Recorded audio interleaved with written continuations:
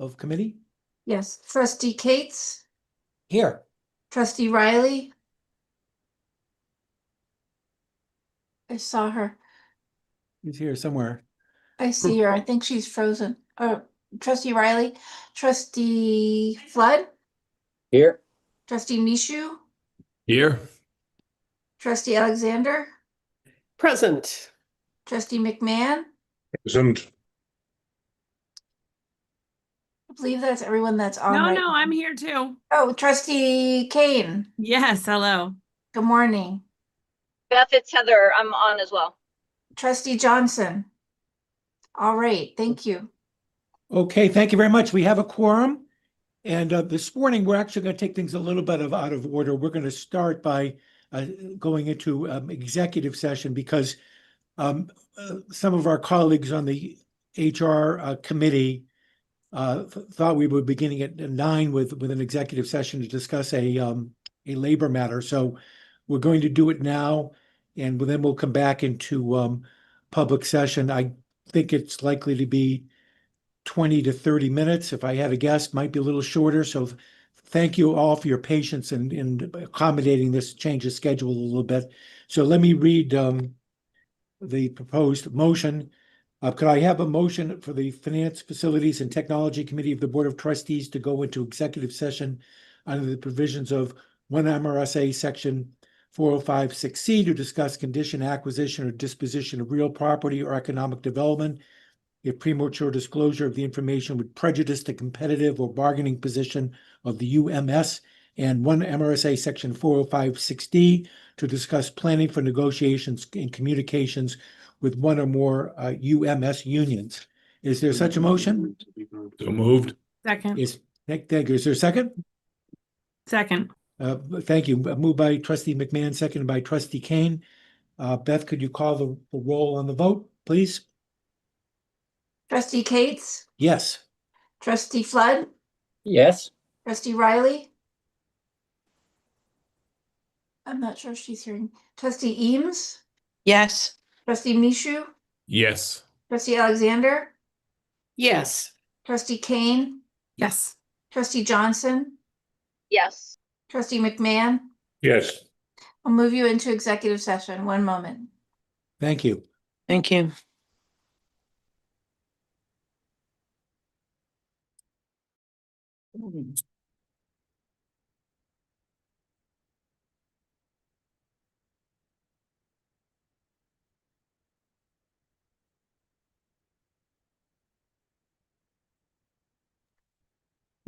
Okay, I moved everyone as quickly as I could. So out of the 4 that I'm seeing, oh, there you go. Mr. Paquette, are you in executive session? You're muted. Sorry, I don't believe I am. Okay, I'll move you to the waiting room. Great, thank you very much. Thank you. Would it be possible if you could move me? I think Heather Johnson, I think I should be in the executive session. Will do. Thank you. Sure.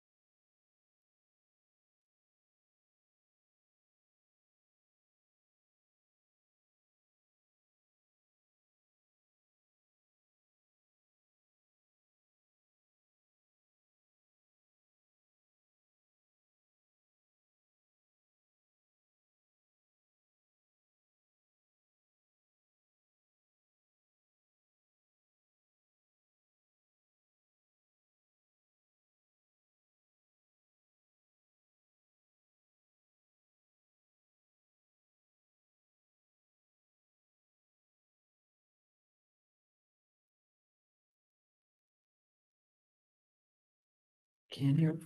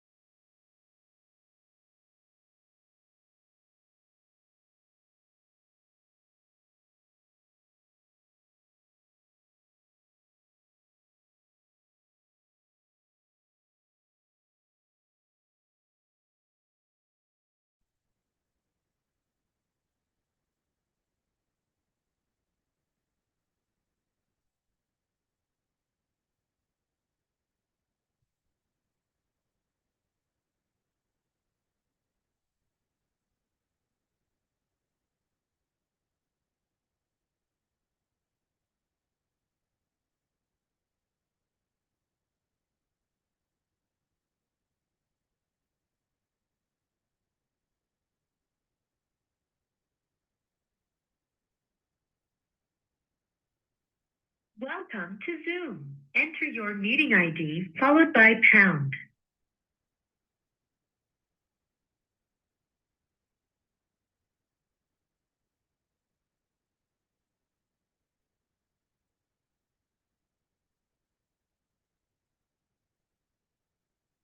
Enter your participant ID followed by pound. Otherwise, just press pound to continue. You are in the meeting now. There are more than 40 participants in the meeting.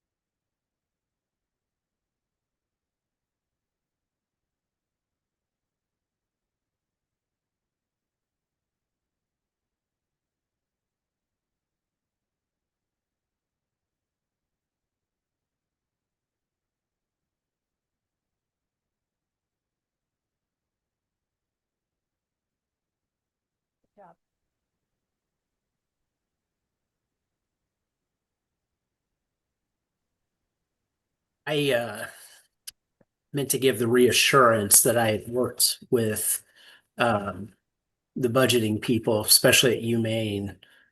Trish asked that question and I got distracted around the healthcare, but yeah. yeah, we did, and I Hey, Ryan. Sorry, it's Gabe. I just don't know if we're live on YouTube or not. Okay, gotcha. We are live on YouTube, so if you want to carry the conversation, I would go into the waiting room. I can do that if you'd like. Thank you. We can connect offline. Okay, sounds good. Okay.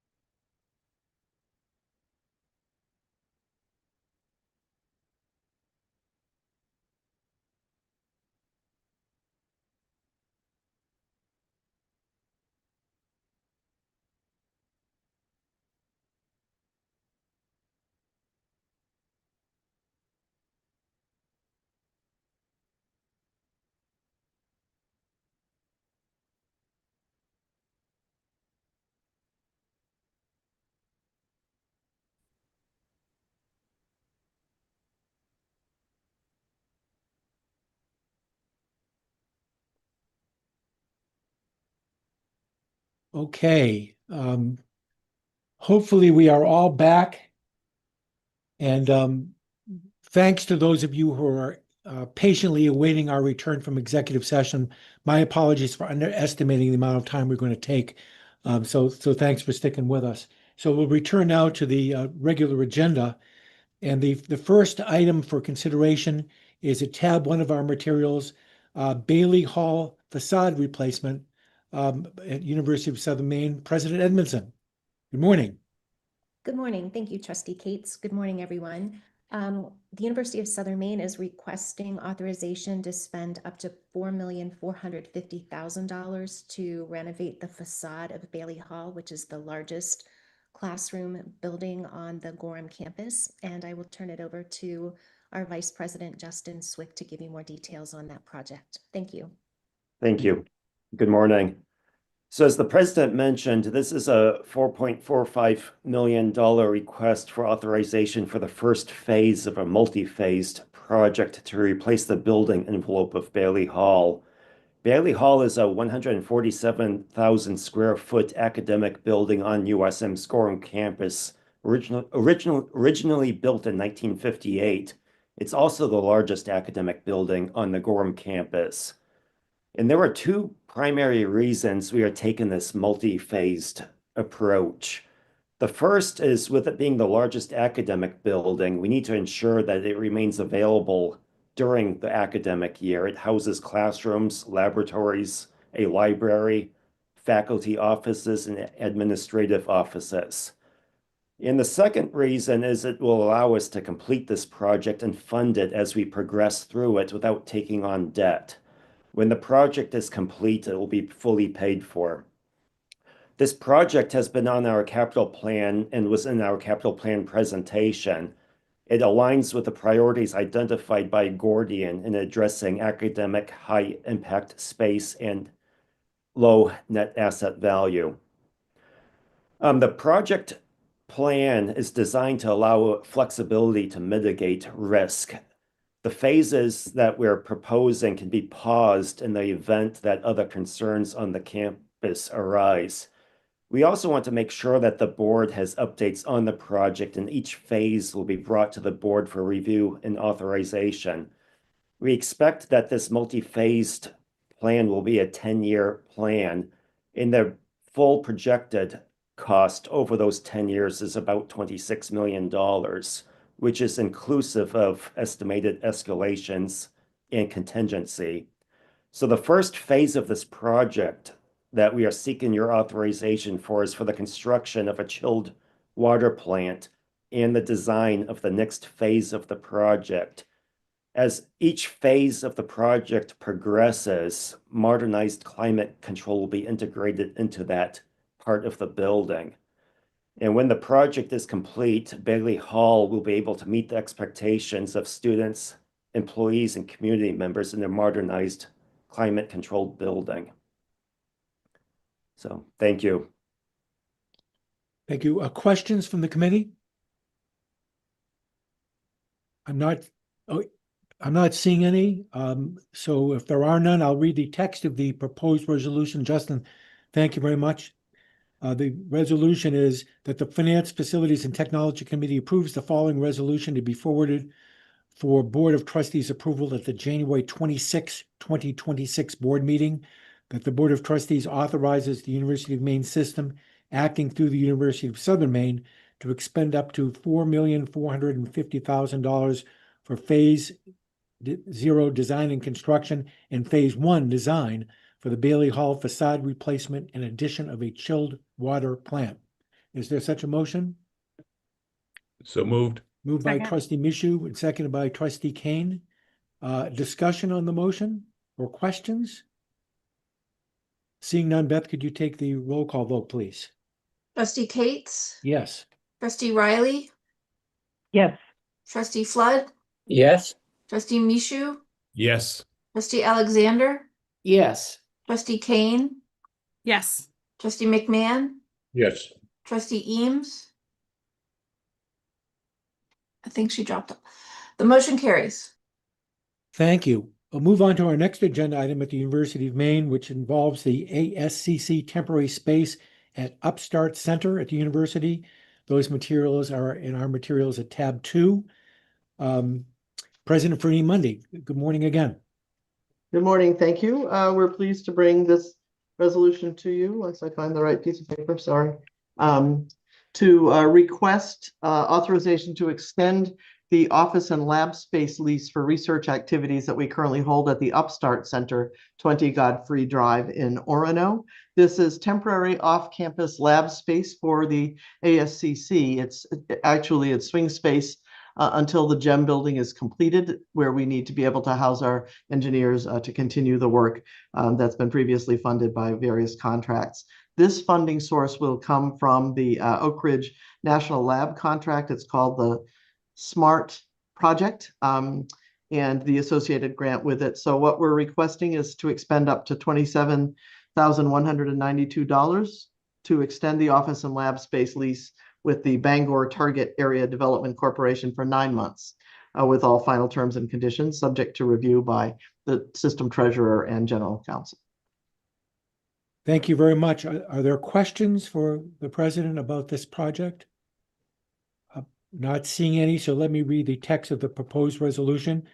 That the Board of Trustees, acting through the Finance, Facilities, and Technology Committee, approves the University of Maine system, acting through the University of Maine, to extend its lease with Bangor Target Area Development Corporation for 9 months, with all final terms and conditions subject to review and approval of the University of Maine system treasurer and general counsel. Is there such a motion?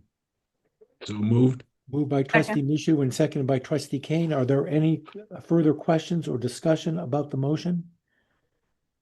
Seeing none, Beth, could you take the roll call vote, please?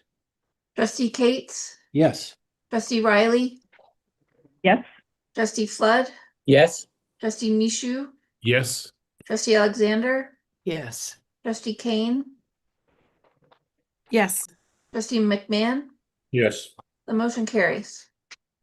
Thank you. Moving on to our next agenda item, Barrows Hall ESRP wing replacement chiller at the University of Maine. Our materials are our tab 3. Again, President Fernie Mundy. Thank you. We're requesting your authorization to spend up to $1 million to replace the Barrows Hall ESRB wing chiller that has continually failed in the past 2 years and needs to be replaced. The funding source will be for the project will be ENG funds. And so our request to you is to enable us to make this repair more permanent as opposed to the continual temporary repairs that we have been making. Thank you. Are there questions about this project? I'm not seeing any, so let me read the text of the proposed resolution. That the Finance, Facilities, and Technology Committee approves the following resolution to be forwarded for Board of Trustees approval at the January 26, 2026 board meeting. That the Board of Trustees accepts the recommendation of the Finance, Facilities, and Technology Committee and authorizes the University of Maine system, acting through the University of Maine, to expend up to $1 million for the replacement of the Barrows Hall ESRB chiller. Is there such a motion? So moved. Second. Thank you. Questions? Barbara? I certainly don't have a question about this particular recommendation. It would just be noted that this is the type of matter that I would think might be reconsidered as necessary for board approval in light of the type of issue here. I realize that under our current guidelines, this does require board approval. I'm just suggesting that this sort of thing might be the subject of some future discussion to allow these kinds of improvement to specific buildings for specific machinery might be better served as not requiring our time and effort, but certainly do approve of this motion. Thank you. Thank you. Ryan, could you remind us what the threshold is? This one obviously is above it. Gretchen's going to have to help me here. I think it's under $1 million, maybe 900,000, but Gretchen, help me. Okay, sorry, I didn't mean to. 500,000 to $1 million or 999,000 is committee approval, and anything above that threshold is board. So you couldn't get them to reduce the bid by $1 to, so we don't have to take this full board? Apparently not. Some of the Okay. other, it's worth noting, some of the other issues that trigger that is, we want you to see the full project. And so there may be phase one may be a small piece and phase two is another one. And if they're integrated, then we make them bring them here so you see the full thing. And that will often take something small and move it up to the next level. But certainly appreciate the question. Thank you. Any other further discussion on the motion? Seeing none, Barbara, could you please take the roll call vote? Beth? Yes. Trustee Cates? Yes. Trustee Riley? Yes. Trustee Flood? Yes. Trustee Mishu? Yes. Trustee Alexander? Yes. Trustee Kane? Yes. Trustee McMahon? Yes. The motion carries. Thank you. Next on our agenda is Morse Arena funding increase at the University of Maine. Materials at tab 4. President Brini Mundy. Thank you, Chair. And I'm going to need to engage Jenny on this because we want to be clear about the sequence of requests. It's exactly what Ryan just described, where something starts fairly small and then grows into the bigger request. So this is a request for your authorization to increase spending for the construction of Morse Arena to $106 million. You have previously authorized our expenditures of up to $40 million for the phase one part of this work. And here's where Jenny can chime in. This design is now well underway and we're in the final phase, and we're likely to receive guaranteed maximum pricing in early 26 for this arena. Very excited about this community resource that will be available well beyond athletics here in the university and beyond. The funding for the work will be from the Harold Alfond Foundation grant and the matching gift contributions that our athletic department has raised. I point out also that Jason Grunkemeyer, who's the acting AD right now, is here to help with any questions you may have about that specifically. But our request is to expend up to $106 million. Jenny can explain also that short-term or interim borrowing may be required to meet the short-term capital construction cost cash flow. So perhaps Jenny could chime in here, and then we can have further questions if that's okay. Thank you. Jenny, go ahead. President Brini Mundy. We have been in front of FFT and the board a number of times talking about the multi-purpose athletic arena, and then now known as the Morse Arena. Back in September of 2022, we originally requested authorization to spend a total of $40 million, of which 12 was associated with the initial design of the multi-purpose arena. We were back last spring in May of 2025, requesting authorization to expend up to $30 million, 12 of that being from September of 22, for site work preparation, electrical infrastructure movement, and preparation of the bid packages for Morse Arena. So at this point, specific to Morse Arena, we had authorization to spend up to $30 million. And now we're here requesting authorization to spend the total estimated construction costs of $106 million. And that is, as the president mentioned, from the Alfond Award as well as matching gift funds. Thank you. Questions from the board committee? Jenny, I'd asked you this yesterday, but this isn't any significant increase in the anticipated total cost of this project, as I understand it. It's just another phase that we need to approve. Is that correct?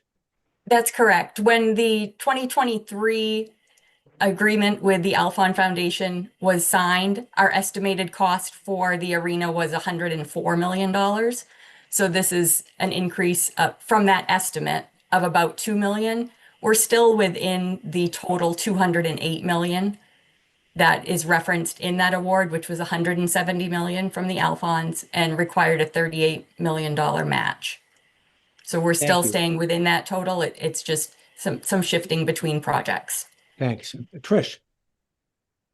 Just curious, Jenny, the president mentioned the possibility of short-term loan. Could you just speak to that and what the terms and where that loan comes from? Yes, thank you. As we receive gifts for all of the athletic projects, we have to time them out. So it depends when those gifts are being made. Our L-Fund money will all be received by the end of 2028, but our gifts are anticipated to come into the beginning of the 2030s. So as some of those gifts take more time, we may need to do some short-term interim borrowing to cover those costs. We had done initial projections, or I had done them early last year, and we were in the $5 to $10 million range that we would need to discuss with the system on how to manage that. And we'll provide an updated estimate to Tracy and Vice Chancellor Lowe as we receive new information from the foundation. And we do regular conversations about that cash flow, because this issue, I mean, it's around multiple awards and stuff. And so we work really closely with Jenny's office and Tracy's office. Yeah. Are the gifts committed gifts that we know are coming over time, or is it a gift goal? We have almost all of it committed at this point that is coming in over time. And Jason can correct me if I'm wrong, but I think we may still be looking for about $2 million. So we're very close to achieving the full 38 million. It's just when those gifts are committed to come in that creates the issue. Thank you. Thanks. Other questions? I'm not seeing any, so thank you very much. Let me read the text of the proposed resolution. That the Finance, Facilities, and Technology Committee approves the following resolution to be forwarded for Board of Trustees approval at the January 26, 2026 board meeting. That the Board of Trustees accepts the recommendation of the Finance, Facilities, and Technology Committee and authorizes the University of Maine system acting through the University of Maine to expend up to $106 million for the construction of Morse Arena. Is there such a motion? So moved. Moved by Trustee Mishu and seconded by Trustee Kane. Any discussion on the motion? I'm seeing none. Beth, could you take the roll call vote, please? Trustee Cates? Yes. Trustee Riley? Yes. Trustee Flood? Yes. Trustee Mishu? Yes. Trustee Alexander? Yes. Trustee Kane? Yes. Trustee McMahon? Yes. The motion carries. Thank you. Next item on our agenda is North Campus infrastructure improvements at the University of Maine. Again, President Frady Mundy, thank you. Thank you so much, everybody. So I'm going to do a bit of context setting for this. We've titled the item North Campus Infrastructure Improvements. The item that we just discussed is actually a piece of this much broader set of activities that will be playing out over the next several years as we reconfigure the north end of campus, in part because of the generous L-Fund donations and what that makes possible, not only for athletics, but for large meeting spaces for the community and for our campus. And that will require a number of changes, and this is one. Here, we are asking for your authorization to spend up to $3 million on improvements to the North Campus infrastructure. And very specifically, this will include the removal of Crossland Alumni Center and improvements and expansions to the Wells, Dunn, and Corbett parking lots, realignment of improvements to Long Road, Jim Drive, and the University Mall walking pathways, it's a project with lots of pieces. So I brought several people to help me with this discussion, and we'll turn to a number of them as we go forward. Vice President for Finance and Administration and CBO Jenny Boyden, Provost Gabe Paquette is here, Interim AD Jason Grunkemeyer is here to help with the athletics pieces, and others as needed.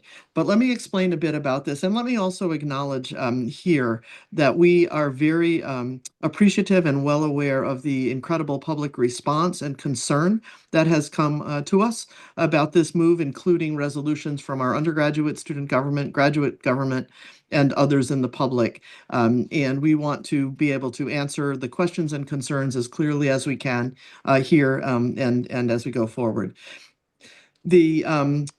The needs for parking and circulation that are associated with these future North Campus projects are being addressed in part in this resolution.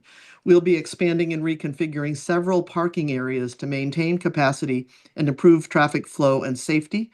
And Jenny can speak quite specifically to the numbers that are involved here about numbers of parking spaces once we are able to do that configuration, which includes the removal of the Crossland building.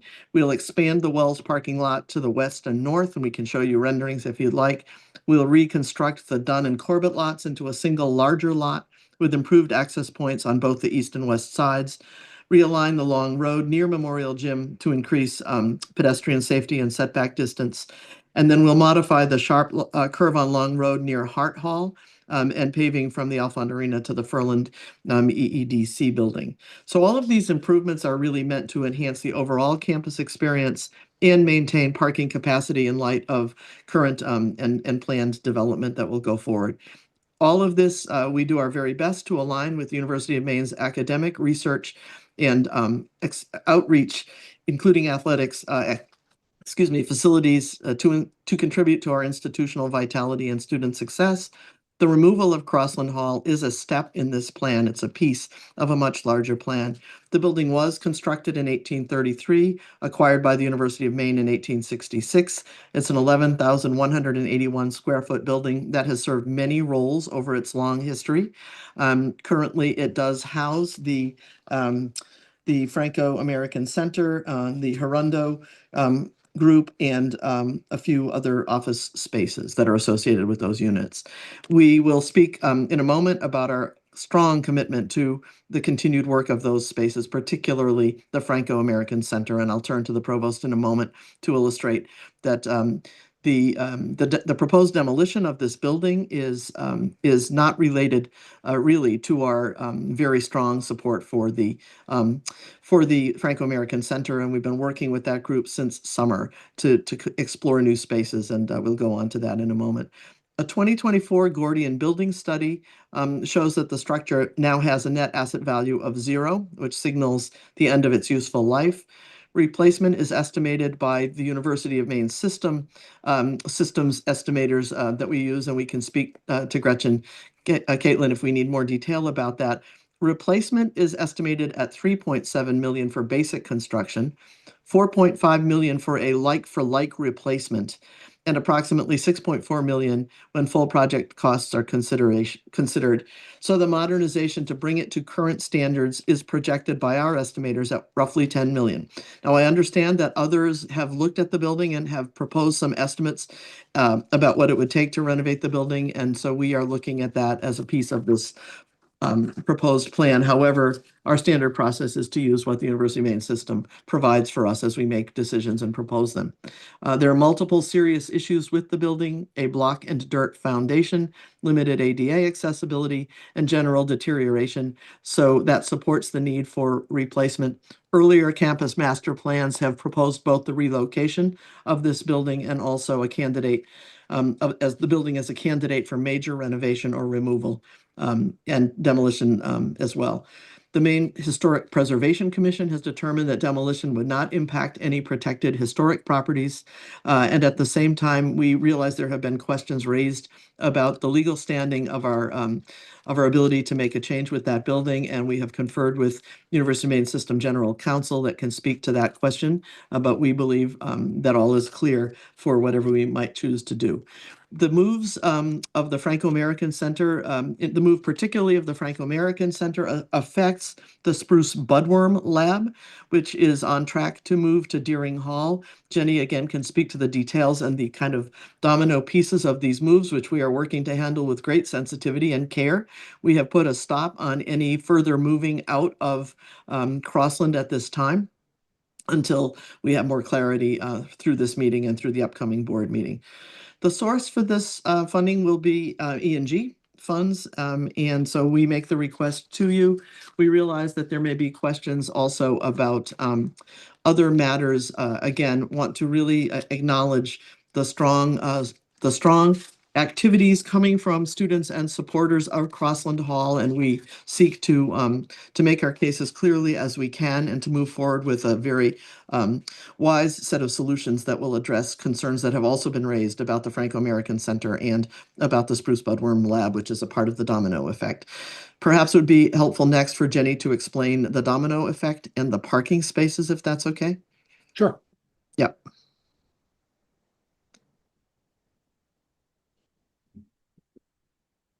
Jenny, I think we can't hear you.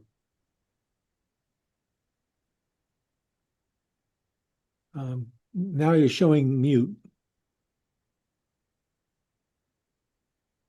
Can you hear There me you go. now? Yes. Yes. All right. Thank Thank you. you. There are a number of moves that are all tied together, and it's a little confusing to talk about which is first. But really, I think if we start with the Spruce Budworm Lab, they have received some CDS funding, $600,000, thanks to Senator Collins, and that will be used to renovate some space within Deering Hall.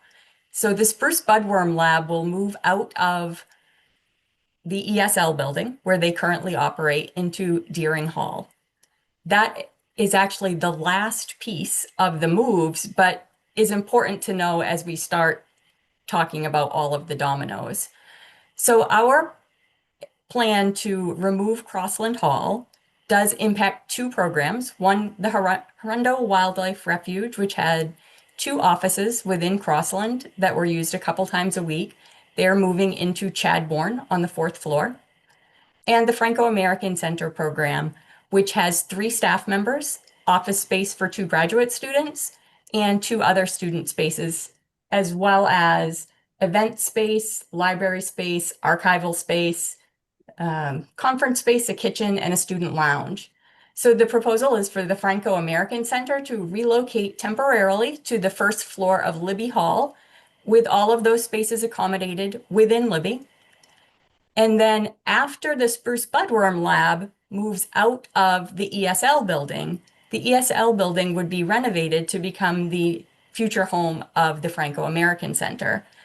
This would put them back into a house-like facility where similar to Crossland, but a building that is in much better overall condition than Crossland. Crossland, as the president mentioned, has a net asset value of 0, and ESL prior to the renovations has a net asset value of 84. So Gordian finds it to be in much better condition than the condition of Crossland. Regarding the number of parking spaces, parking will be impacted on the north end of campus as we construct Morse Arena. Morse Arena will take up a couple of rows of parking, and I do have a rendering I can show you if that is helpful, and will impact Dunn and Corbett parking lot. So approximately 200 spaces are impacted. We anticipate that the expansion of the Wells parking lot, which is the parking lot near Crossland, which will expand on the north and the west sides, will allow an addition of 120 new spots. We have already added a soccer lot on the other side of the soccer field, so a little bit further, that adds 50 spots.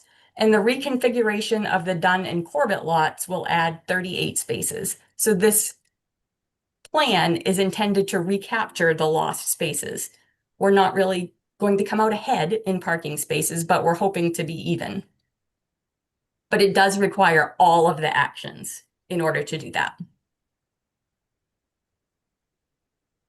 Thank you, Jenny. And if it's okay, I'd like to turn to Provost Paquette to speak about the Franco-American Center. Thank you, President Farimundi, and good morning, trustees.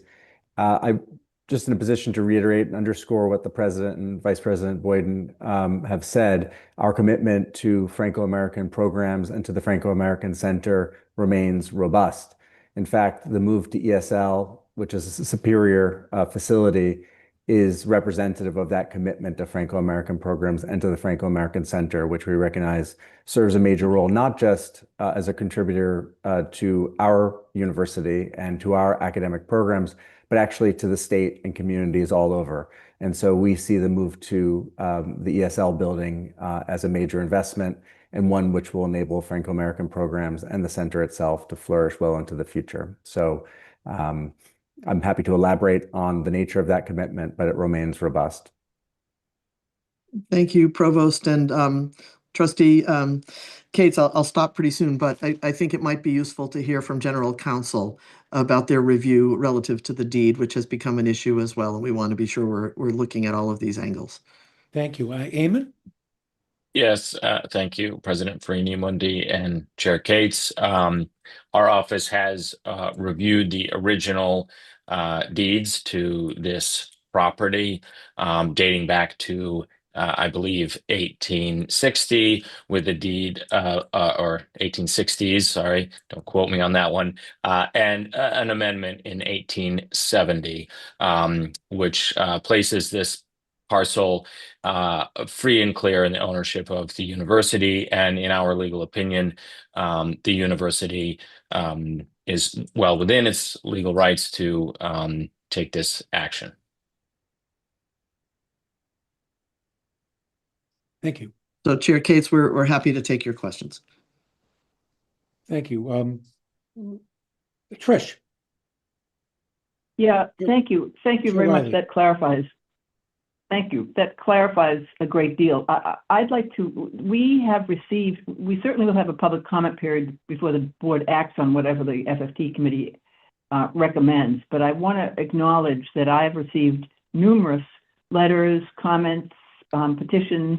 Those have been shared with the FFT committee, and we very much appreciate that input, and a concern about the level of worry that I think is in part a concern about a lack of information. And I think council's comment that the original deed was amended and the university has full authority to demolish this building is terribly important. Those letters, I think, have conflated two issues. One is moving programs around the campus. The other is destroying the building. They're not the same. The demolishment of a building is something that is of concern, and that is the responsibility of the FFT committee and the board. Moving programs internally within a campus is a campus's responsibility and not a board responsibility. So I think we need to recognize that there has been a conflation that assuming that the building is demolished somehow will negatively impact the Franco-American Center. We've heard that loud and clear. I think that's not the case from everything we've seen herein and in this discussion. And I for one, was keenly interested in this. I was involved with the establishment of the Franco-American Center in the 70s. I worked with them very, very closely in the early part of my career. In those days, it was housed in a big white building down next to what is Buchanan now. So it has moved before, and it will move again into space that sounds pretty attractive. It seems to me that building is housed, the ESL building is housed among the other centers of the University of Maine. There's the Climate Center, there's the Mitchell Center, and it seems really a recognition of the importance of the Franco-American Center to move it among the other important centers of the university that serve both the university and the state at large. So I would acknowledge that we have definitely heard, we have read carefully, we have reviewed, we have sought legal comment from Eamon, and I, for one, am completely supportive of the notion that this university is deeply committed to the Franco-American Center and will, in fact, be providing it a better space in a more appropriate location among the many centers of the university. So we will probably hear more from the public, but I just want to acknowledge that they have been heard, and all of us have read all those materials. Thank you. Other questions? Mike, Trustee Michoud. Yeah, thank you very much, Mr. Chair. And yeah, we have heard a lot about this, and because with a name like Michaud, it's Franco-American, and I've heard a lot from individuals and the concern that they have. And when you look at the Spruce Budworm going to Deering Hall and the CDS funding to actually renovate that, as far as the Franco Center, first being moved to Libby Hall, and then my first question is that going to disrupt any programs that they might have by that initial move? And my second question on the ESL building, are there any renovations that have to be done to that particular building? And if so, what funding is available? Because I can understand the concern that's out there is we're going to relocate and demolish, this building, but, is there money available? Do they need it for the ESL when the final move goes forward? I guess President Friedi-Mundi. Yes, thank you for the great question. Several questions, actually. So we do anticipate returning to you in spring 26 for authorization of those renovation projects related to both the relocation of the Spruce Budworm Lab to Deering, which Jenny is slated tentatively now. We've adjusted the schedule slightly, but that would be when? Do you have when that move would happen? We would propose to move the Franco-American Center, if approved by the board, in the week following. We'll work with the Franco-American Center to make sure we're not disrupting any particular programming that they have at that time. And then I was asking about the Deering, the move to Deering of the Spruce Budworm. oh, I apologize. I'm sorry, Let me no, see. we needed that answer No. too, actually. I have that on a different Yeah, piece of me too. paper.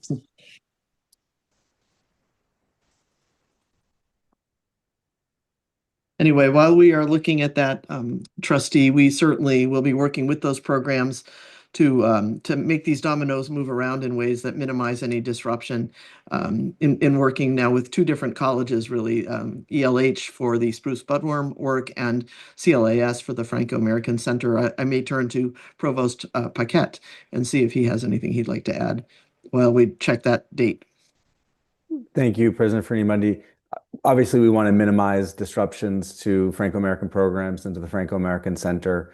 We think the temporary move to Libby will not be especially disruptive. And of course, then we're looking forward to, in 27-28, the move to a spectacular new facility that will enable us really to be a community center as well as an academic center in support of Franco-American programs.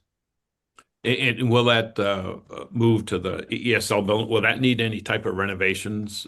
Yes. Or, It will, and I would ask Jenny perhaps to say something about that specifically, but we do have a public-facing site that goes into some detail about the renovations that will be necessary in order to ensure that we have a building befitting of the programs, and it's important to both the university and the state. Okay.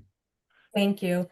Let me go back to what I think was the first question that I was looking up, which is the move to, it's all tied together. So let me just go through where I think we're at. The Spruce Budworm Lab, we anticipate will move in the spring of 2027 into Deering when those renovations are done, which would then allow us to, once they move into Deering, we'll be able to do the renovations necessary in ESL, which we've identified $500,000 to support renovations in ESL for the move of the Franco-American Center in there. So their move from Libby to ESL will occur after those renovations. So that will likely be later in 2027. Okay, and the 500,000 has already been earmarked for those renovations. Yes.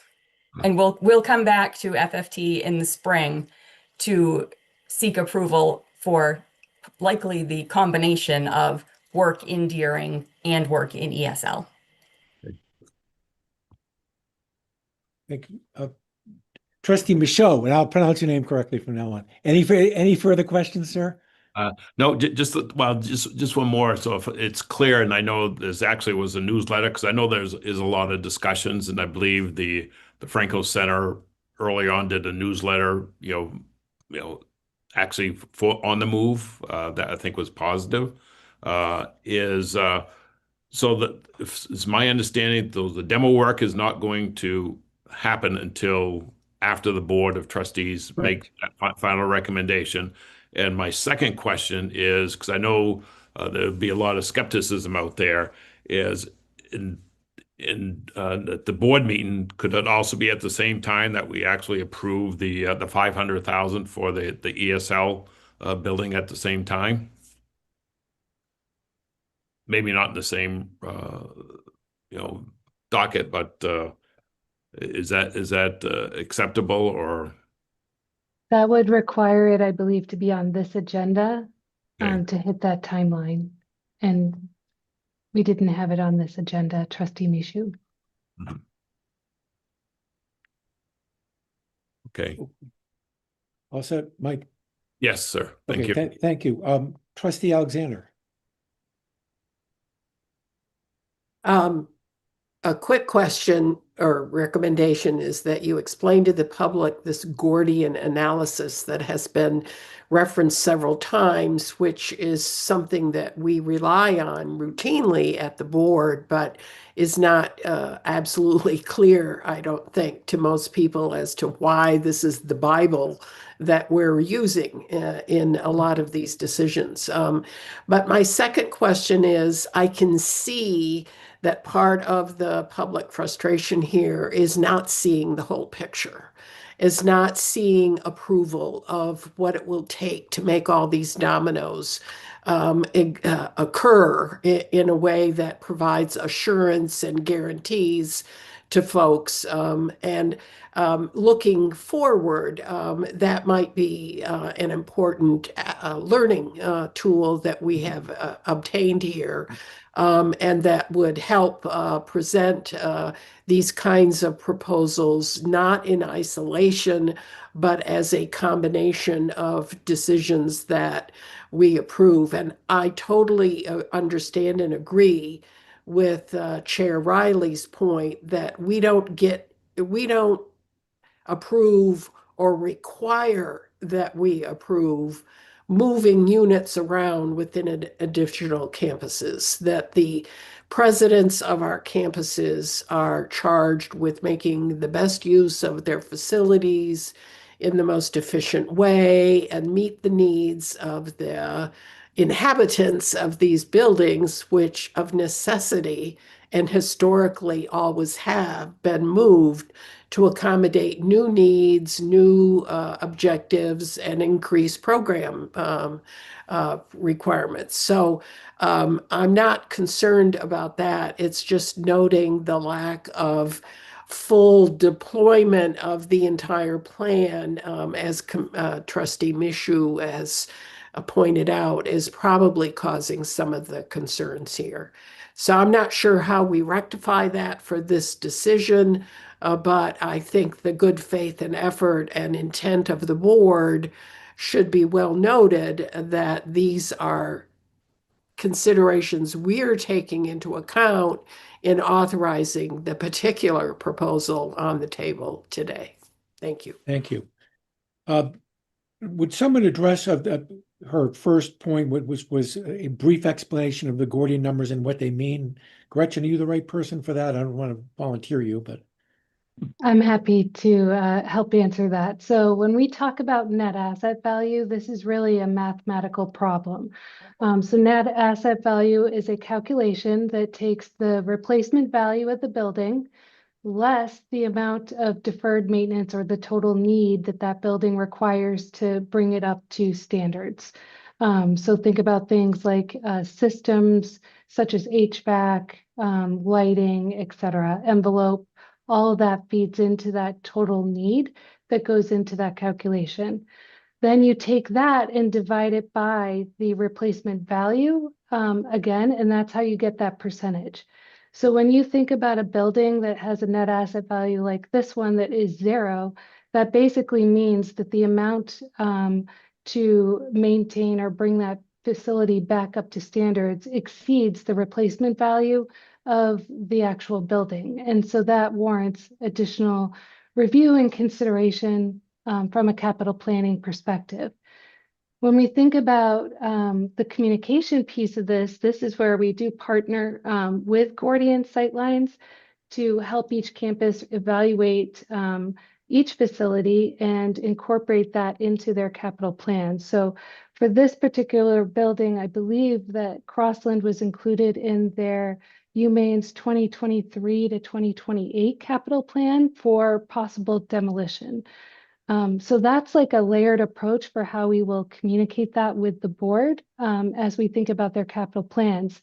Additionally, there is a question that we have standing on the AIS sheets that addresses potential renovations, demolitions, et cetera. And the question is, was this part of your capital plan? And I think that helps address some of that transparency piece. Thank you. So this particular building, the Crossland building, because it was at a 0, was on a list for potential demolition, regardless of this plan to, with respect to the overall reconfiguration of this area. It was on their list prior to the conversations, as far as I know, related to the Franco-American, et cetera. But President Farini-Mundy or Jenny, feel free to correct me if that's wrong. Just quickly, I believe it's right. And if I followed your math correctly, Gretchen, it's a negative number. It actually is a We negative just don't 5. report lower than 0, right? Correct. Yeah. Okay. So anyway, just wanted to bring that in, but thank you. And yes, this was on, and this was before I was here. This was on the demolition plan approved by the trustees in public meeting in 2018. Also removal was proposed in our 5-year master plan that was approved in 2023. Thank you. And Gretchen, by contrast, the ESL building, I think someone said had a net asset value of 84%. Could you just put that in context? Yes, so that basically means that as you think of net asset value as the percent good of a building, that means that 84% of that building is in good condition. Thank you. And Gordian, which perplexed me when I first came on the board, that's the name of a company which does these analyses. Is that right? Yes, they also do it for the state as well. Okay, thank you. Thanks very much for that explanation. Chair Riley. Yeah, it's a good discussion. I think we want to reiterate that the board is interested in demolishing those buildings that have NAVs of 0 or less, and support that, especially with the recognition that there's attention given to the Franco-American Center. But I would reiterate Trustee Michaud's point about the $500,000 to improve the building to which they'll ultimately move. We ought to just make sure that's included in our minutes and that it's an issue that we'll keep front and center. To make sure that we see the details which Jenny has promised us. So I'm sure we will. Thank you. Other questions from the board? I'm not seeing any. So let me just reiterate, I think what's already been said, but we have received a number of communications regarding this issue, and I think we've distributed all of those to the committee in advance of today. This is not a public hearing, so we haven't had any opportunity today for other public input other than what we received. But we're going to consider in a moment a motion to recommend approval of the project. If that motion prevails, then the issue is going to be on the January board meeting for a full hearing. At that point, there will be an opportunity for public comment under our usual Board of Trustee meeting rules.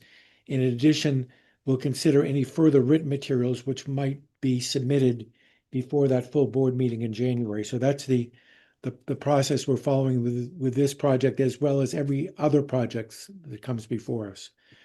So seeing no other questions, anything further, President Farini-Mundy, you wish to say? Sorry, unmuting. I would just like to thank you all, as well as all who have taken the time in the public to comment, to raise issues, to raise questions. This is all in the end very helpful in making what is a difficult decision, but which we believe will in the end advance our ability as a campus to serve the public, to serve our programs, to serve our students, to serve the Franco-American communities. And so I'm very appreciative of the time and energy people have been willing to put to this, and we stand ready to continue to answer questions, of course, as we go forward. Thank you. So seeing no further questions, let me read the text of the proposed resolution. That the Finance, Facilities, and Technology Committee approves the following resolution to be forwarded for Board of Trustee approval at the January 26, 2026 board meeting.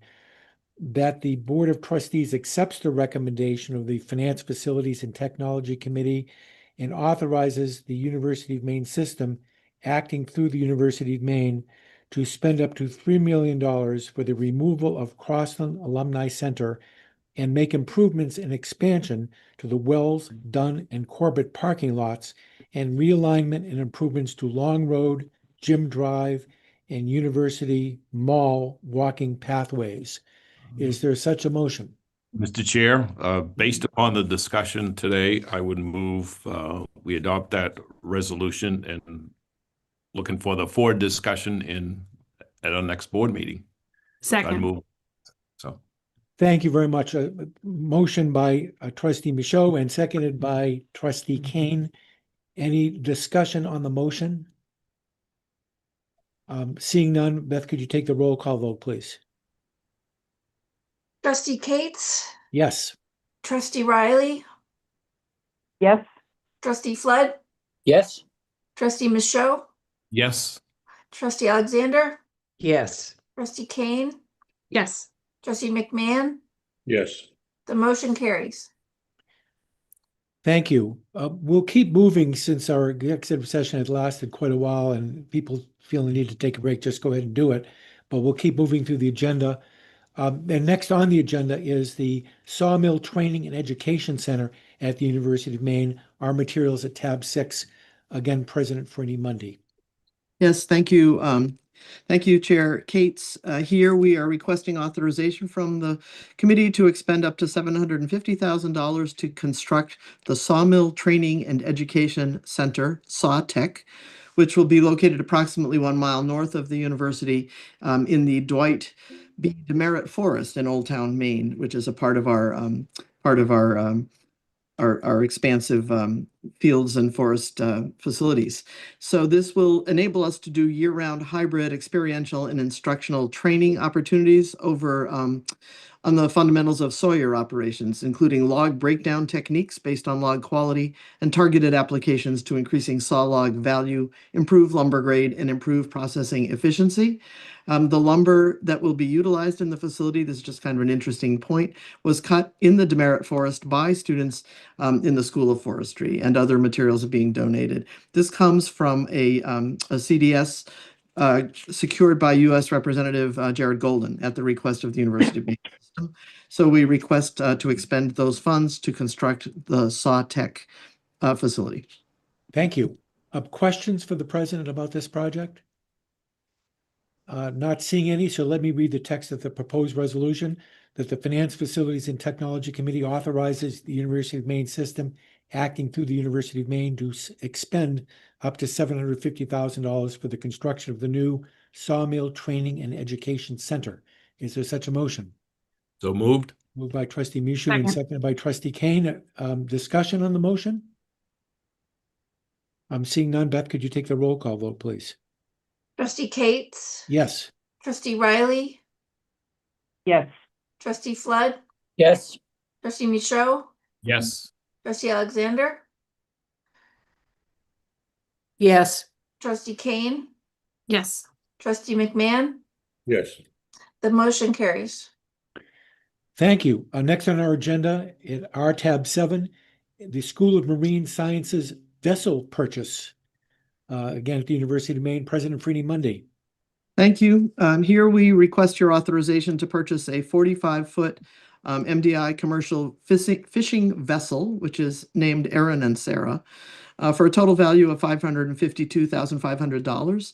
This includes a $127,500 gift-in-kind component to the University of Maine, which is why we're bringing this to you. This has to do with the University of Maine Foundation support for the purchase of the vessel. I will turn to Jenny to explain the details a bit more fully. Dean Rowland is not able to join us today, but we want to be fully transparent. And I saw the words GASB here, so I'll leave that to Jenny to explain about the philanthropic recognition that's needed. We want to acknowledge that philanthropic component and, of course, comply with procurement guidelines and accounting standards. This vessel will help us promote active courses, classes, research activity allow us to preserve some key partnerships and fill a critical infrastructure gap created by the end of our relationship and access to the GMRI facilities.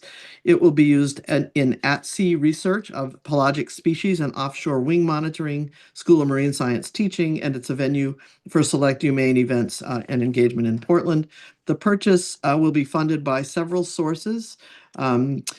1, 2, 4 or 5 different gift accounts. We can go into detail. Marine, aquaculture, and technical capital from the MEIF fund, and then other Fund 20 sources that are endowed gifts, not federal grants. The MEIF dollars are confirmed to be available.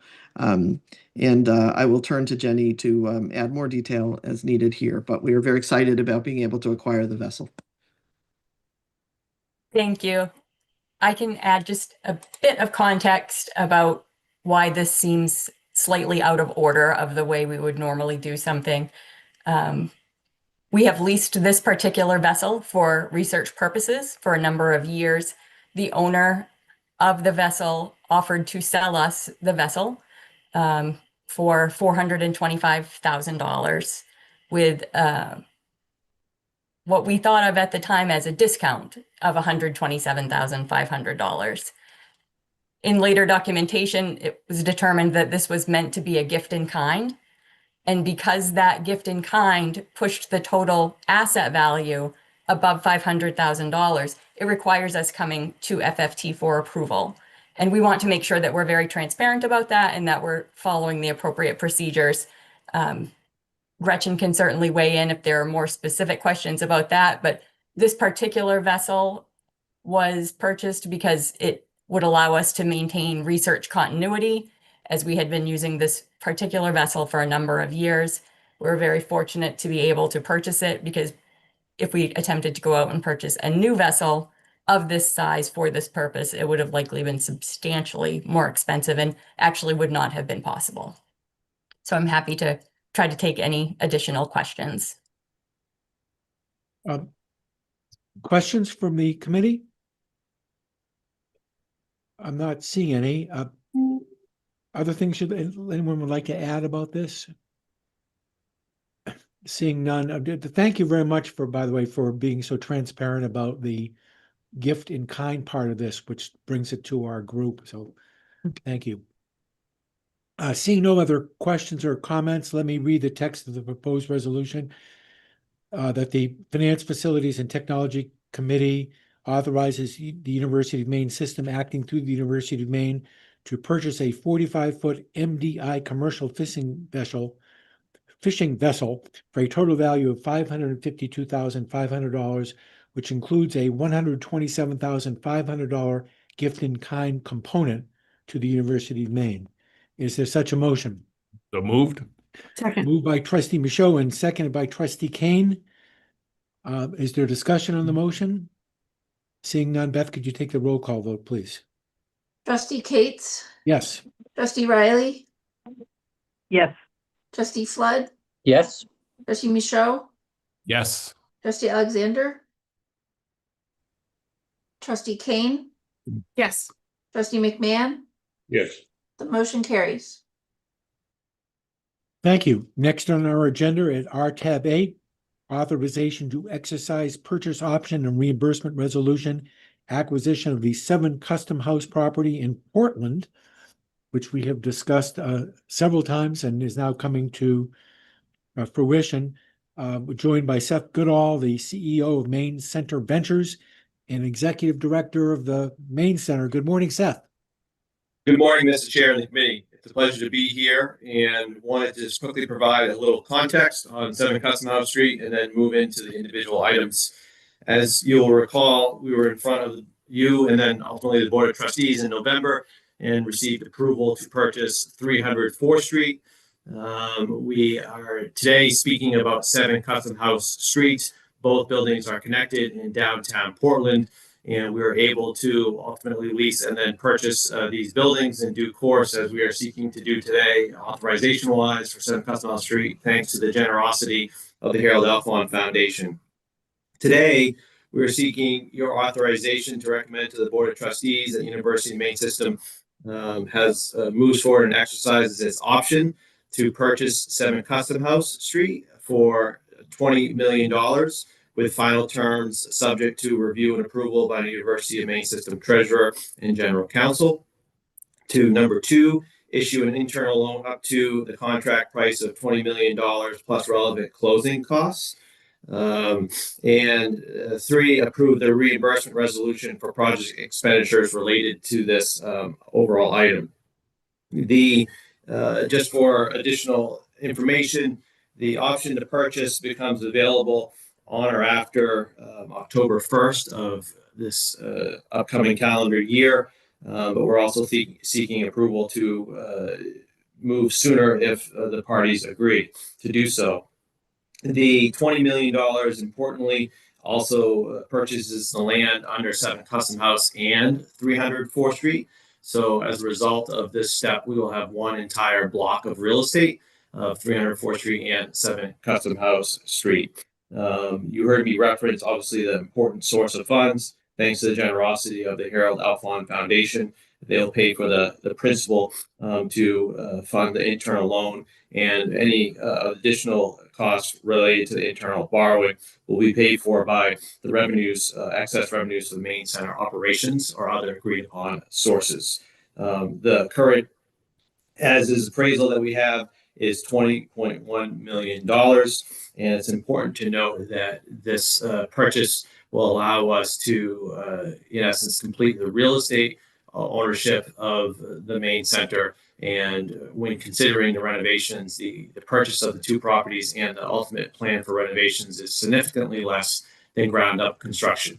And this will provide additional space to the University of Maine School of Law, as well as the Maine Graduate School of Business and the related programming of other core academic programs, such as the the Maine College of Engineering and Computing, and also support from USM's Muskie School of Public Service and the related Maine Center programming. I'd be happy to answer any questions, but I wanted to importantly set that stage first for you, Mr. Chair, and the committee. Seth, thanks very much. Questions for Seth or comments? I know we want to, again, as we often do, but again, thank the Harold Alfond Foundation for their incredible generosity. This is not an insignificant part of that generosity. Ryan, could you just confirm there's no concerns from a financial perspective with this internal borrowing that might be necessary? No, I mean, the 2 projects that we've talked about today have been on our radar, as you can imagine, for a long time. And so we've always known this was going to be a component of it. And so as was the case with the other agenda item, we work closely with the staff on timing. Thank you. Other questions for Seth about this project and this resolution? I'm seeing none. Let me read the text of the proposed resolution then. That the Finance, Facilities, and Technology Committee approves the following resolution to be forwarded for Board of Trustee approval at the January 26, 2026 board meeting. That the Board of Trustees accepts the recommendation of the Finance, Facilities, and Technology Committee and authorizes the University of Maine System to exercise its purchase option for 7 Custom House, Portland, Maine, at the contract price of $20 million, with all final terms subject to review and approval of the University of Maine System Treasurer and General Counsel. Additionally, the board accepts the recommendation of the Finance, Facilities, and Technology Committee and authorizes the University of Maine System to issue an internal loan for an amount up to the contract price plus relevant closing costs. Further, the board accepts the recommendation of the Finance, Facilities, and Technology Committee and approves the reimbursement of project expenditures resolution. Is there such a motion? So moved. Moved by Trustee Michaud and seconded by Trustee Kane. Discussion on the motion? Not seeing any. So Beth, could you take the roll call vote, please? Trustee Cates, Yes. Trustee Riley, Trustee Flood, Yes. Trustee Michaud, Yes. Trustee Alexander, Yes. Trustee Kane, Yes. Trustee McMahon. Yes. The motion carries. Thank you. We will then move on to our tab 9, which is a discussion of the financial forecast review and a little more extended analysis of that today. Vice Chancellor Lowe, good morning.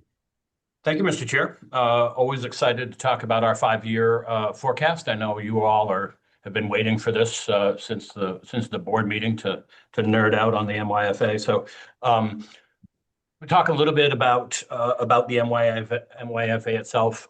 We've been doing that here at the system office since the early 2000s. A really critical tool that allows us to identify trends, to see where we're heading, and then to make course corrections where we think it's necessary. It is routinely cited as a strength for the university by our rating agencies. Those of you that saw our recent upgrade, if you read through that detail, you'll note the multi-year planning is noted in there. It's also regularly noted with our accreditors as well, and I can say that we certainly have one of the strongest processes of any New England institutions in the way that we do this, and we do it in a very public way. It's not unusual that folks do multi-year planning. It is very unusual that we present it, that we have conversations, that we have multiple conversations about it. So that part is great. Let me screen share. I won't go through the full entire presentation, but I do want to hit kind of some of the key drivers, and then we'll certainly pause and look forward to any questions that you might have.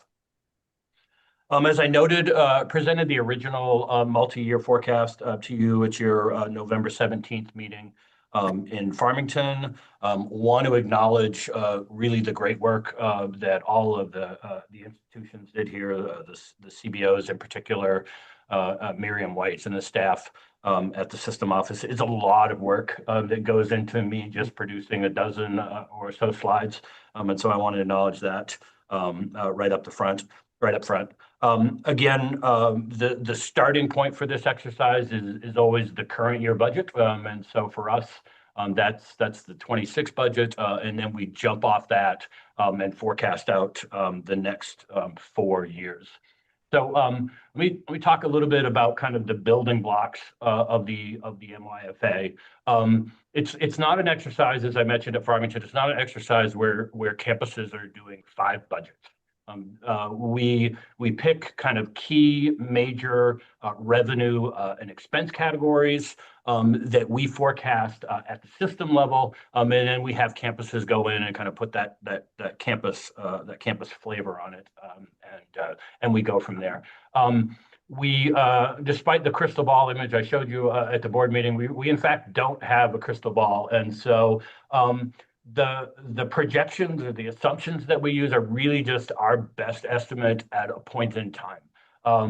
These were the estimates at the point in time we started this. If I started all over again today, maybe some of these numbers would be slightly different, but they need to stop at one point, and we kind of plug them in and run with them. There are numbers in here, as you can imagine, that impact our forecast more than others. So, you know, the percentage increase associated with funded depreciation is not going to be a major budget driver. It's not going to move the line much. What will move the line is compensation, state appropriation, tuition levels. Those are kind of the really big drivers that really determine kind of where we're rolling forward. And I certainly want to mention the benefit rate, because it's one of the biggest drivers in this forecast that we have here. You know, the other pieces that drive the forecast, certainly enrollment is a big piece of that. Again, I'll note, as we've done for a number of years now, the system IR team helps us kind of build up that baseline, and then campuses have an opportunity to make adjustments based on factors that are going on at the campuses that they're aware of. It is important to note, however, that the forecast, the assumptions that we use really assume kind of current law or current policy. They assume kind of the programs that you have approved as trustees. They're built off the enrollment assumptions that the system provides the campuses. And it's not a budget balancing exercise. And so if you're a campus that has a $9 million deficit in 2028 that grows to 10 million the next year, the exercise is not to resolve that.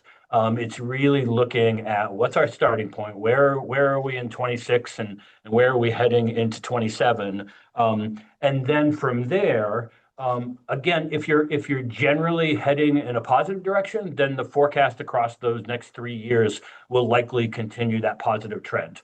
It makes sense. You probably got into that positive position because your revenues are coming in faster than your expenses are. That's the ideal scenario.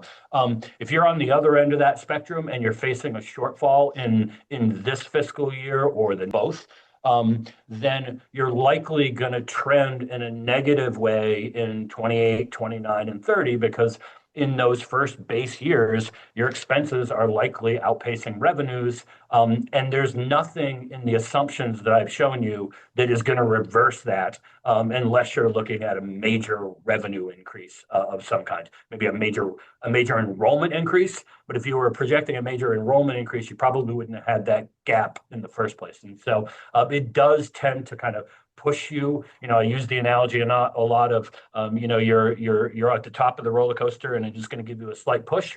And if you're heading in a good direction, you're just going to keep doing that. And if you're heading in a negative direction, it's just going to, it's going to kind of blow that up a little bit more.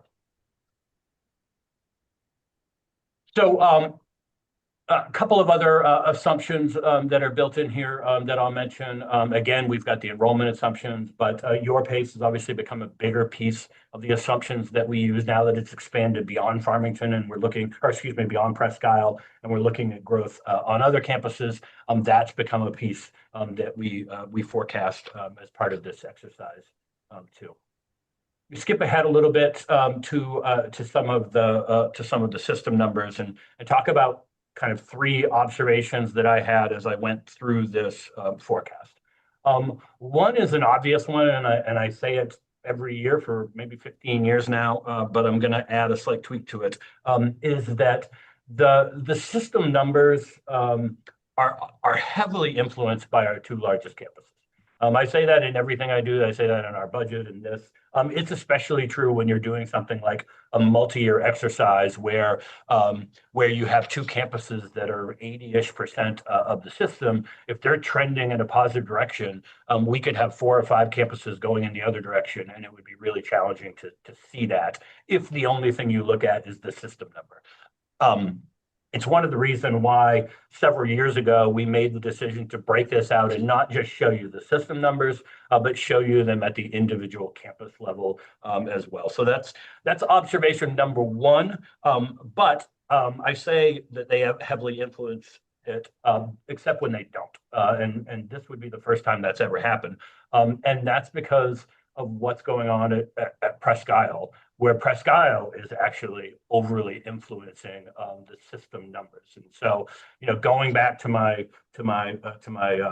roller coaster analogy, you can see in these early years, a $3 million surplus in 26.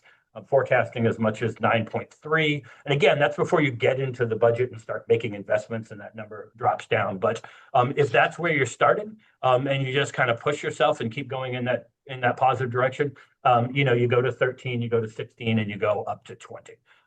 Is it going to play out like that? Absolutely not, because in 2027, you're not hoarding the cash. You're going to make investments. You're going to want to grow the university. And so this will play out slightly different. But this is an example. This is the one anomaly I've seen in all the years that I've been doing this, where another campus outside of the 2 large ones are really driving big pieces of our forecast.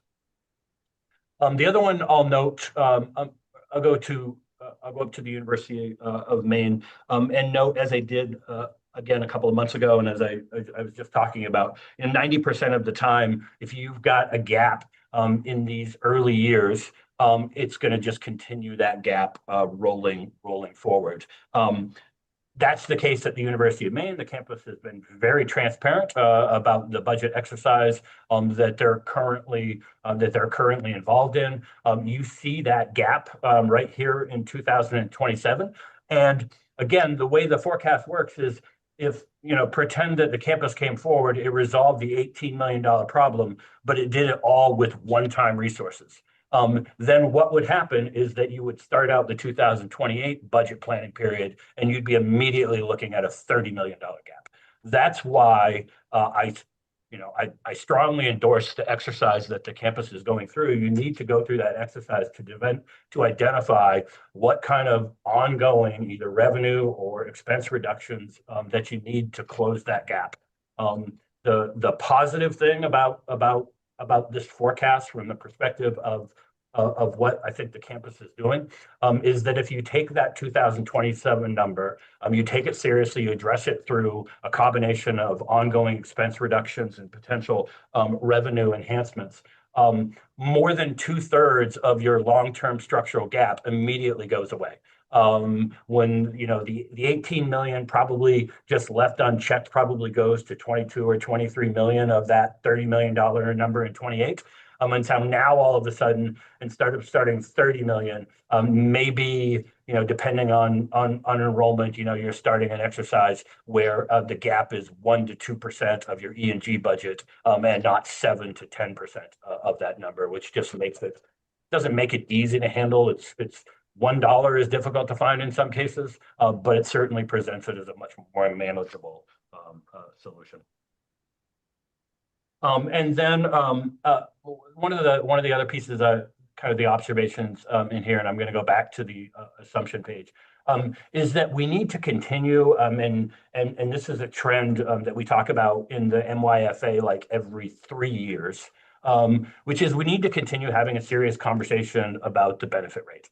The benefit rate for even those campuses, even those institutions that look really good throughout the upcoming 4 years of the forecast, like Maine Law, for instance, the benefit rate is still growing in the out years at a rate that is outstripping revenue increases. You can see we've done a really good job in recent years. We're projecting it generally flat with even a modest increase in 28. But when we get out into 29 and 30, you can see that rate bumping up by 3 points and then 4 points if you go out into 2030. And each of those percentages is just a substantial impact on campuses, and especially well, I won't say especially the two large campuses. From a dollar perspective, it has a huge dollar impact at Orono, at USM, but the impact is no less painful on some of the smaller campuses. I think fortunately, this is a space where we have lots of good conversations. We have lots of good conversations with our union partners and our staff folks. And so we've had success in this space before, being able to kind of bend that trend. We just need to keep it on the radar. If we get out into 2030 and 29, and we're looking at benefit rates in the 53 or the 54% range, it's going to make it really, really challenging to make the kind of investments that we're talking about on a regular basis. So I'm going to skip down and talk about a couple of scenarios. And so one of the things that we did this year, and you're not going to be surprised I talked about this at Farmington, but we did leverage artificial intelligence tools to really be able to do some unique scenarios. So, going back to when Jim Irwin used to chair the board, whenever I'd go through this exercise, Jim would always ask me about scenarios. What would happen if this happened? And those were great exercises, but often he had to ask me in advance because I would have to go back and really kind of work with Miriam and try to run those scenarios and see if we could figure out what the fiscal impact is. One of the advantages we have with the current tools is we're able to see that in real time. If we want to know what the impact of flat state appropriation is, it's really easy for us to see that, not just at the system level, but also at the individual campuses. And so so we ran a couple of scenarios here to show you, but again, we can run many of these and will as we kind of roll forward. We know that state appropriation has a big impact. We're incredibly grateful for the increases that we have had in state appropriation in recent years. The current assumption in the forecast is for an additional 4% in 2020. 27, we've secured that. But then we kind of lowered that assumption down in the following 4 years or 3 years down to 3.5%, just based on what's going on in state government. We could have a long conversation about whether that's still too optimistic or not, but I think it was a good starting point for us. We did run some scenarios you can see at consistent 3% increases, at 2%, and then a flat scenario. State appropriation is a big deal for our campuses. It funds, as much as 35% of our overall budget, 40-something% of our E&G budget, and even larger amounts on some of our smaller campuses. And so you can see, if we went through a prolonged period of flat appropriations, $9 million, $20 million, up to $30 million, big impacts by the time we get out into those out years. Imagine a scenario now with that, and we're not able to get our arms around the benefit rate. That's the more challenging kind of scenario. I think the more optimistic one is we go along, we get the assumptions that we've baked in here. Maybe we do a little bit better. The other scenario, again, related to the benefit rate, current assumption, right around 49%, and then bouncing up in those last 2 years of our forecast. If we're able to bend that down, and again, we've been successful doing that in the past, if we can get down to something like a 49, 50, 51, more of a gradual increase, you can see we can generate some substantial savings. The 6.6 million, the 7.9 million out into 2030. Those are not too far off what we get for state appropriation increases in good years. And so if we can be just as committed to bending the increase in our benefit rate as the work that we do at the State House on a regular basis, then I think this could produce some opportunities anyway for our campuses. So I think I'll stop right there. Happy to answer any questions either now or at any time on this topic. Thanks, Ryan, for, as always, a great presentation on this. Questions? Chair Riley. Thank you. It is great. It's very clear. I guess I would also ask for the scenario to be run on the enrollment projections, because I thought those were a tad ambitious given what we know about demographics, with the exception of the University of Maine. But be interesting to see those scenarios run given the demographics with lower expectations of enrollment. We can do that. Yep, absolutely. Ryan, I had a related question, just 30-second discussion, but how are those enrollment projections arrived at? Yeah, I saw Robert on the call a little while ago. Is Robert still here? Oh, there he is. I see him on page 2. Yeah, maybe if I could, I'd just ask. Robert was kind of one of the original architects of some of that work, and so maybe Robert would be willing to lay a little bit of the groundwork there. Sure, happy to. Welcome. So without getting into too technical, the detail is we looked at all the factors that impact enrollment that weren't direct indicators. For example, you could just say, are the credit hours growing? And credit hours and revenue, they're directly tied because they're the same thing. So we looked at factors like high school enrollments, and because we have all the K-12 enrollment, we can tell you how many kids are going to graduate every year for the next 12 years ish. So we know what the trend is there. We know what out-of-state and in-state sort of migrations are. We know what enrollments are for other competing organizations. So we put all that into a mathematical formula tracking how the impacts affect revenues, enrollments, and so forth by the various different categories of student. So is it a first time in college student? Is it a graduate student? Is it a your pace student? And so we do that prediction model on every single one. And that all gets mashed together and put into a nice forecasting model by Ryan's finance team after the fact. Great, thanks very I much. hope that was high level enough Yep. to make sense. If I could, just substantially different than, you know, the pre kind of 2018 kind of window where each of the campuses would do this individually and go into it with the best intention. And nobody wants to forecast that your enrollment is going to go down because we were all doing everything we could to make it grow. And so, but the problem is you take those 7, 8 individual forecasts and you stack them on top of each other, and all of a sudden we're telling you that enrollment is going to grow by 5%, even though all of the numbers say that's not possible.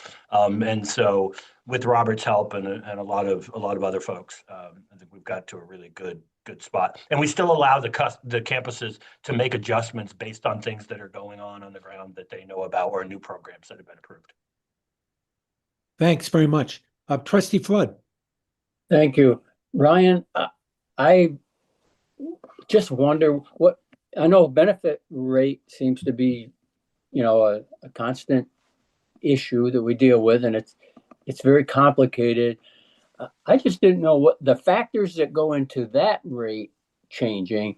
Is that more governed by federal policies, state policies, labor negotiations? What are the things that you believe drive that rate the most? Yeah, all of those. I think you know there are different components in there that are growing at kind of faster rates, and so you know you may remember with some controversy, we made some changes to retiree health a few years ago. That we were in the 52-ish range at that time, and immediately dropped us down to 45%. And so we were able to kind of slow the growth in that piece, and we've kind of gone up a little bit since then. But also a couple of years ago, we had some changes we had to do because of the federal rate, and that generated some one-time savings. But then it was going to bounce back and hit us a little bit in some of the out years. So it's a lot of different components that we regularly work with the unions on. I think this one is a model for how we work with our union partners. We've had an employee and a task force going back to the early 2000s. So this is a space we have regular conversations. Doesn't make reductions easy, but stuff doesn't usually sneak up on us, at least. Thanks, Trustee McMahon. Switching gears entirely, in this analysis, can you run numbers to say, yes, enrollment's not going to increase, but if we increase retention, what percentage increase in retention would we need to balance the decline in enrollment? So that could be placed in fairly simple terms, so the people involved in retention efforts could get an understanding of how, if we're able to achieve this, it would affect the overall budget. Ryan, can I? Yeah, please. So part of the model is for every level. So a student in their first year, second year, third year, they have different retention rates. And we build that into the model based on the trended retention rate. But we give that figure. And so when the campuses do their, we think we're going to do better. This is where we're asking for, we've done something with developmental math and we think it's going to have a big impact on first year, and they can add that modifier into that 1 year. But developmental math saving first years isn't going to impact third year or fourth year. So it's much more granular now. I will run that. The AI nerd in me is already excited about taking Trustee Riley's question with your question, David, and see if we lower the enrollment, what do we got to do on the other end? So we'll absolutely run that one. Thank you. Other questions for Ryan? I'm not seeing any. So Ryan, thanks very much again for this. There's a lot of food for thought on these slides, that's for sure. Our last agenda item, I believe, is our usual strategic plan update. Gretchen. Thank you, Trustee Cates. Let me pull up my update. As you heard today, you heard about building envelope upgrades, chiller replacements, several infrastructure improvements. These initiatives all align with multiple strategic plan categories, including facilities and infrastructure optimization, financial sustainability and stewardship, and operational excellence. While not discussed earlier today, I do want to update the committee regarding our RFP for the master planning services. The RFP did close on December 5th to submissions, and the core team has already begun to review the submissions, score them.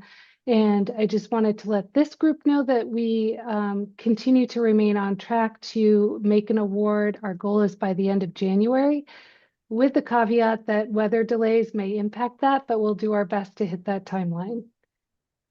So that is my very brief update for today. And Ryan, I didn't know if you had anything you wanted to share.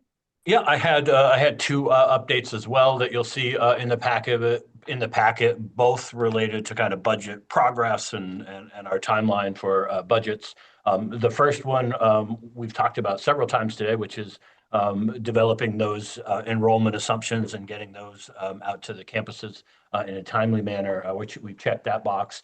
And then the idea that campuses will present balanced budgets each fiscal year, that we reiterate again through our FY27 budget instructions that are getting ready to go out to the campuses anytime now.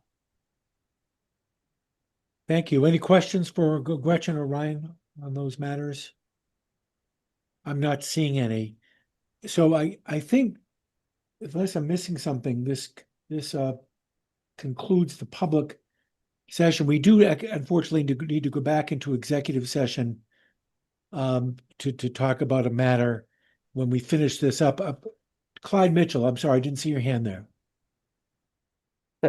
Sorry, Chair Cates.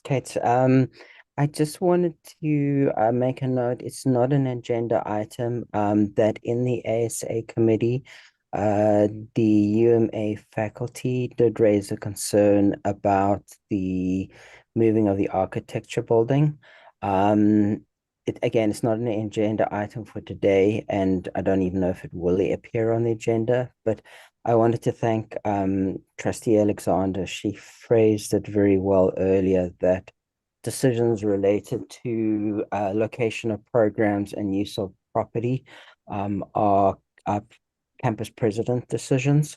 But I just said that I would note it because it did relate to FFT and not to ASA. Right. Thank you. Thank you. Thanks very much for raising it. And Clyde, I forgot to recognize you earlier as the faculty representative to the committee. I apologize for that. And Tim Charette, good morning. Yes, well, and thank you to Clyde for bringing this up, and my apologies. I typically don't attend the FFT meetings, and I had an assumption that they were similar to the ASA meetings where there's a time period for faculty representatives to bring forward concerns.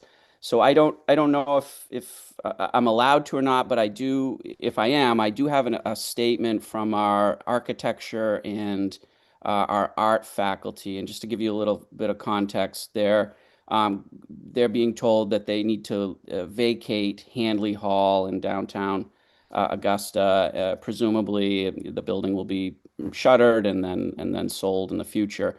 And they have many concerns, some of which were communicated at the ASA meeting when I read a statement. And then they have another statement that's more tailored to some of the financial and the facilities concerns that they have. So again, I leave it to you as chair to decide whether or not there's space for me to read the statement. Yeah, why don't you circulate to the committee, because we don't have anything before us now, Tim. So why don't you get it to the office and it can be circulated. We may well be dealing with this on another agenda, and we'll take it up at that time. Okay. Thanks. But feel free to get it to the trustee office for circulation. So that would go to Beth. Yes. There's just nothing before us at the moment to put it in any context. Thank you. Yeah, thanks very much. Anything else? Chancellor Malloy, before we go into executive session and then adjourn, anything further you'd like to say, sir? We've covered a lot of material today, and I very much appreciate the significance of the discussions that have taken place. I do want to thank Ryan and others for the extraordinary work that goes into trying to predict the future. And hopefully we're spot on or things get better. But I do want to say that we are very careful about our how we look into the future, what we think is reasonable. We try to make the best recommendations, and I don't think there's anybody better at that than Ryan and the folks that work for him specifically. So I do want to say that. I also want to say that we spent a lot of time today on issues around the age and the state of our buildings.